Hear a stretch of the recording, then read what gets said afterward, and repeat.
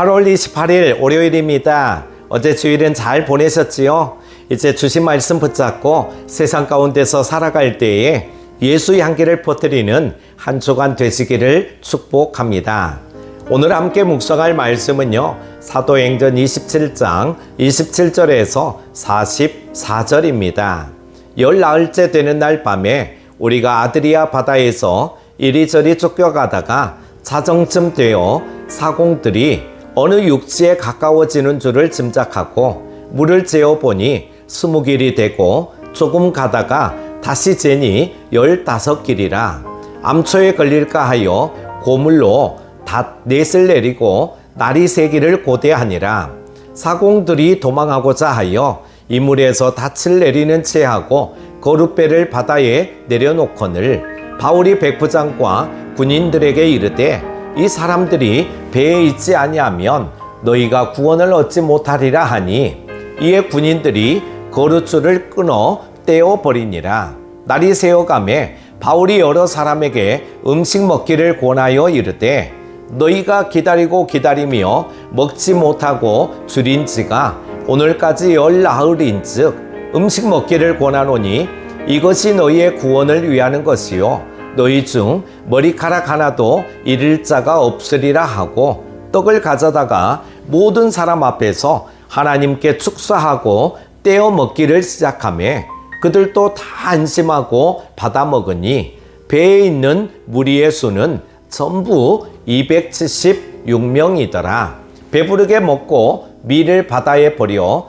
배를 가볍게 하였더니 날이 새매 어느 땅인지 알지 못하나 경사진 해안으로 된 항만이 눈에 띄거늘 배를 거기에 들여다 댈 수 있는가 의논한 후 닻을 끊어 바다에 버리는 동시에 키를 풀어 늦추고 돛을 달고 바람에 맞추어 해안을 향하여 들어가다가 두 물이 합하여 흐르는 곳을 만나 배를 걸매 이 물은 부딪혀 움직일 수 없이 붙고 고물은 큰 물결에 깨어져 가니 군인들은 죄수가 헤엄쳐서 도망할까 하여 그들을 죽이는 것이 좋다 하였으나 백부장이 바울을 구원하려 하여 그들의 뜻을 막고 헤엄칠 줄 아는 사람들을 명하여 물에 뛰어내려 먼저 육지에 나가게 하고 그 남은 사람들은 널조각 혹은 배 물건에 의지하여 나가게 하니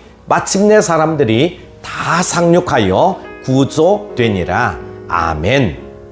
바울을 호송하던 배가 풍랑으로 인해 결국 파선하게 되었습니다. 그 과정에서 배에 타고 있던 사람들은 생사의 기로에서 불안과 공포에 휩싸일 수밖에 없었습니다. 사공들은 자신들만 살기 위해 거룻배로 탈출하려는 시도까지 했었습니다.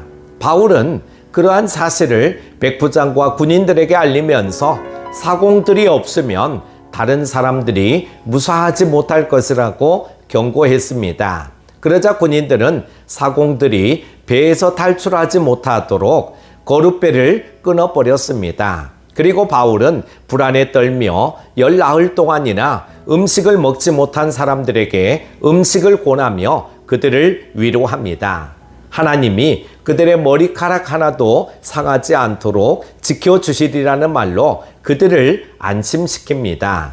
바울의 말에 위로를 받은 사람들은 바울이 하나님께 축사하고 나누어주는 떡을 안심하고 받아 먹었는데 전부 276명이었습니다.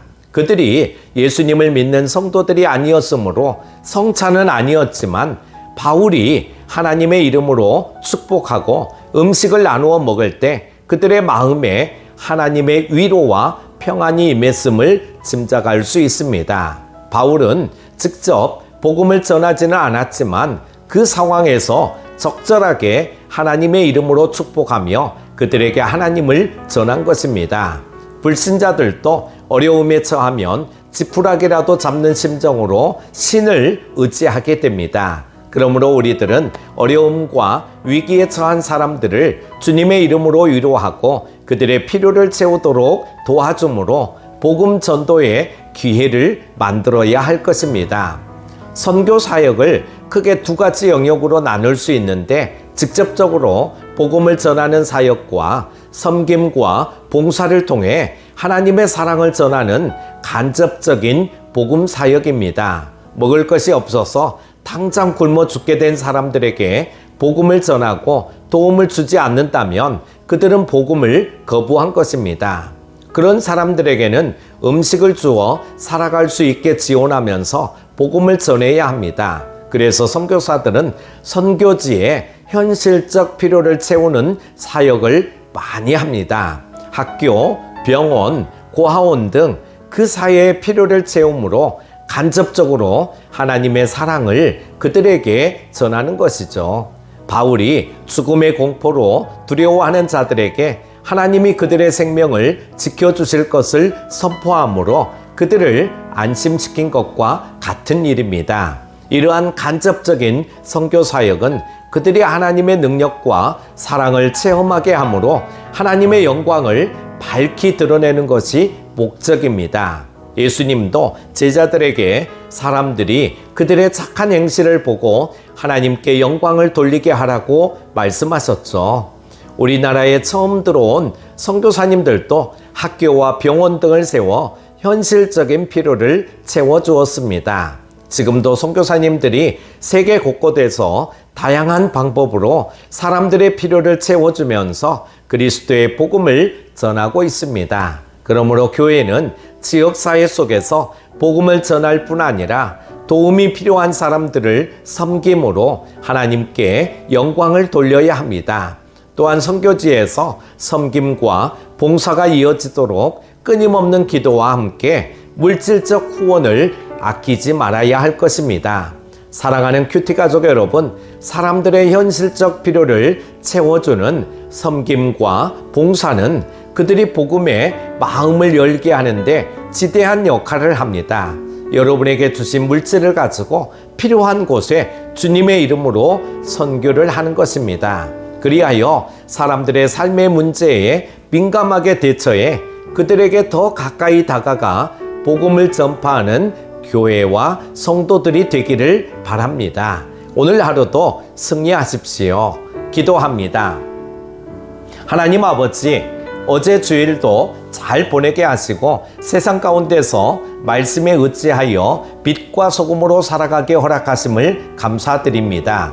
생명의 이름 예수, 구원의 이름 예수를 이웃들에게 부지런히 전하는 삶이 되게 하시고 구원해내는 복음의 도구가 되게 하여 주옵소서. 한 주간 동안도 함께하여 주시기를 원하오며 예수님의 이름으로 기도드립니다. 아멘.